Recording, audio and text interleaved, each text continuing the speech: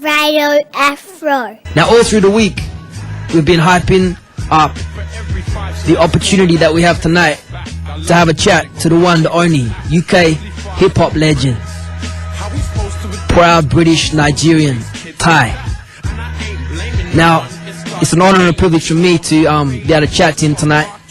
Big influence on me, growing up back in the UK. And now I'm like, pleased as punch to be able to chat to him and introduce him further to yourselves. So without further ado, got him on the phone live right now. So I'd like to welcome to Radio AFRO the one and only Ty. Ty, how you doing, sir? Hello. I'm really good. What's going on, brother? Oh, lots. We are super excited to hear that you're coming over here. Yeah, man, it's been a long time. How long has it been? When was your last trip down to Australia? It's got to be at least 4 years. Wow. And I think I came for to do a Red Bull Music Academy. Okay. Like on a production level. So it wasn't even like the live shows. The live shows has been a couple of years, but okay. I always used to enjoy it. I think I've come about 3 times. Yep. And I've always enjoyed coming to Australia and New Zealand. Okay, nice. So you've kept the people waiting, that's for sure. Yeah, it wasn't my fault on this time. There was had a little bit of a mix up with a promoter that didn't want to. Yeah. That had felt a particular way, and then decided he wouldn't book me again. So. Oh wow. Okay. Well, what can you do, promoters, eh? What can we do? It's all love, man. I that's love it. Coming, so. That's it. Either way, we've got to be super excited that you're coming, and you've got your plane tickets, everything sorted out. You're on your way. Everything's sorted. Everything, unless I miss the plane. Nice. I don't know. I don't think that'll happen. I don't think so either. No way. I don't think so. So Ty, what's been going on? We've you dropped the second part 2 of this EP last week or the week before. We've been paying close attention.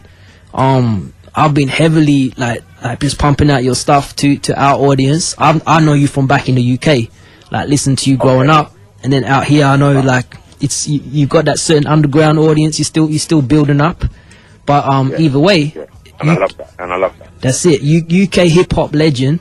I mean, what's been going on? Just talk to us a bit about the putting together this last project. Okay, so the new project, the new EP is called a Kick, Snare and an Idea.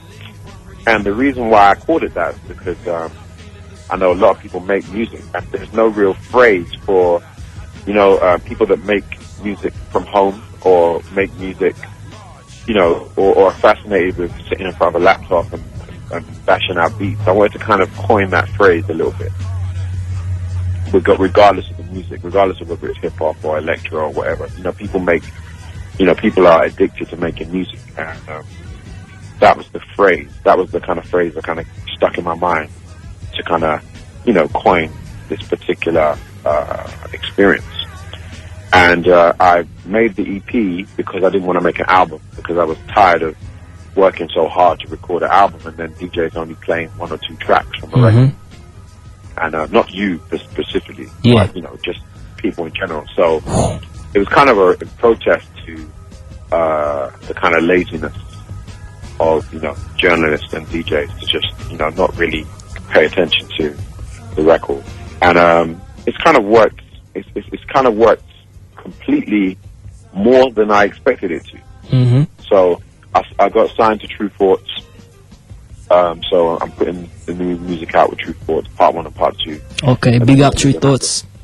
Yeah, absolutely. But it's funny because I worked with True Thoughts with the Bamboos. Okay. Years ago. So I recorded a song for the Bamboos years ago who were on True Thoughts, and I didn't really, make the connection until later on. So it's kind of good that we're all in the same place now. It's funny how things pan out. Exactly. So, I just want to say a big shout out to all the people that listen to the music, that follow what I'm doing, follow what the collaborations I do with different people. So, there's loads of collaborations I've been involved in, and more to come too. And it just feels good to be out there, Okay. So how long had it been? How long had you had a little break between like the last album and then this EP? How long has it been?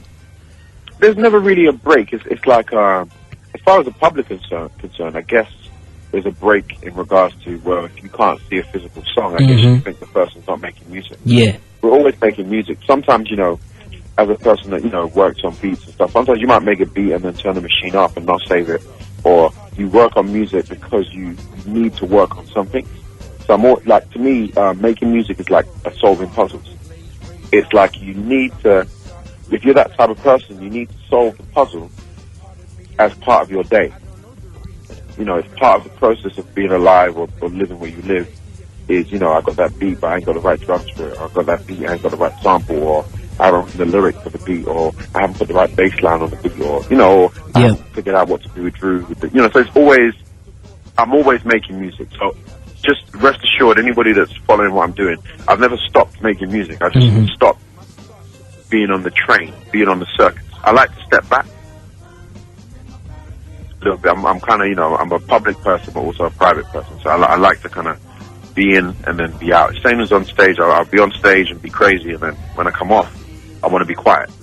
I don't want to be loud I'm not as loud as when I'm on stage, because it's kind of like an energy thing. And it's also, you know, it's like if anybody that is familiar with acting, it's like you obviously you psych yourself up and you prepare yourself to play the role and be an artist, or be you know, or be the actor. And then when you've done that, you need to step back outside of that. You can't stay being the same character. And that's kind of how it is for me. Okay, yeah, no, that's cool, because I think that gives an insight into the everyday life of a professional recording artist. Because I think there's a lot of people out there thinking, you know, it's like, I don't know, it's like football season or something. You come out, you play your season, and then you go away. Nothing happens. No one sees what's going on. You know, and people are like, oh, what happened to so-and-so? Nah. But it's like people say, oh, what happened to so-and-so? I don't hear his songs anymore. But yeah. I think hearing you speak of like how things go for you, that gives an insight into like someone that obviously has a plan. You're doing it for the love. You're not doing it for like contract to contract, money exchanging hands. It's all about the product, which is Thai, which is hip hop, which is your brand of music. It's also a job. So you know, a lot of people approach me and expect me to do stuff for nothing, but it's a job. So it's my hobby, it's my passion, it's my calling, but it's also a job. So with a job, sometimes you have to leave the 9 to 5 at 5 o'clock. And come away. And then, you know, you have different things happening in your life. Like I've got godchildren, and got, you know, particular people that I'm responsible, or they're responsible for me. So there's, you know, it's like, I'm like everyone else. Yeah. You might go to a hip hop party, but when you come home, you got to phone your mom. You know, you got to pay rent. That's it. You got to you got to talk to your landlord. You got to talk to your girlfriend. You got to do stuff. So I'm the same as everyone else. Okay, and I think that comes across, like, in terms of Thai, you and your longevity in music, in the recording game. Like every project that you bring out, like every song people hear, it's like they're hearing from you. It's not like it's a fabricated, you know, this is what the radio wants, or this is what people are listening to. This is what I'm gonna make. It's like, this is Thai. This is the man. This is the music. It's the same thing. Yeah, I can't do all that. I can't do that whole put a mask on your face and pretend to be something. But I'm not saying anyone else can't do it. That's not for me. Like, my journey as far as making music and what music's done for me personally has been like a lifesaver. So as far as how I represent myself, it has to be me. Like, the way I would explain it is, every song you hear is where I'm up to. So like, if someone says to me, oh, you know, that song, Music to Fly To, I'm like, okay, I remember where I was when I did that. I remember why I made that record. I remember what was influencing me. Wait a minute, I remember what was influencing me then. You know, and so people say to you, oh, why don't you do another Oh You Want More, or do another song with Roots Maneuver? I'm like, no, that's done. Yeah. Like, that's, you know, I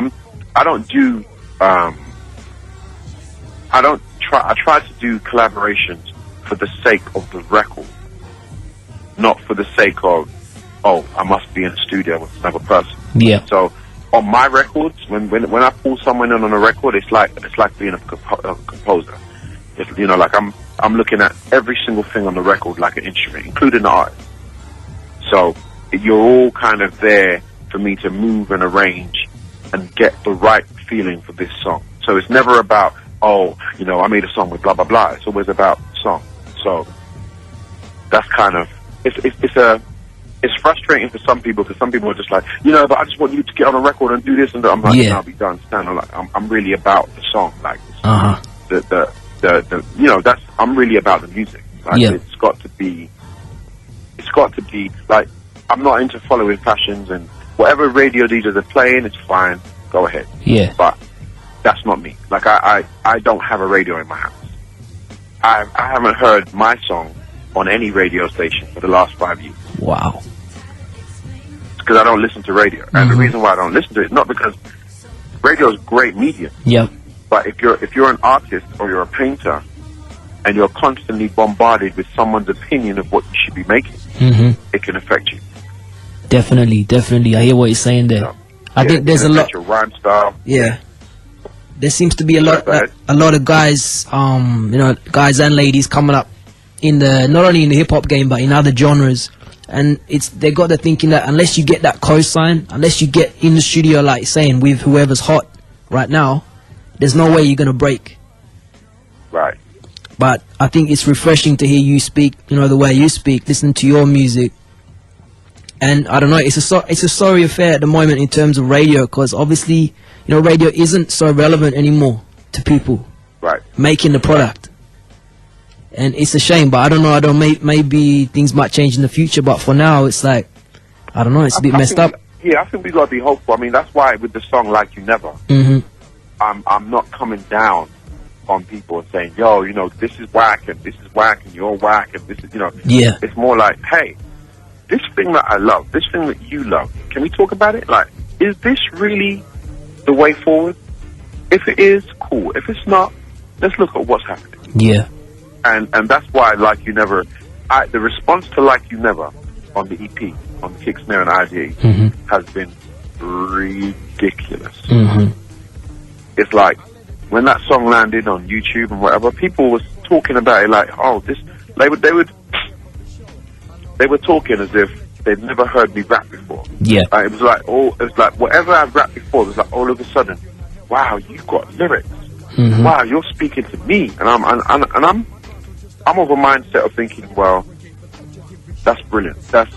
I can't be upset with that, because if they bother to check the other stuff, they'll see that, you know, we've been making great records for years. Yep.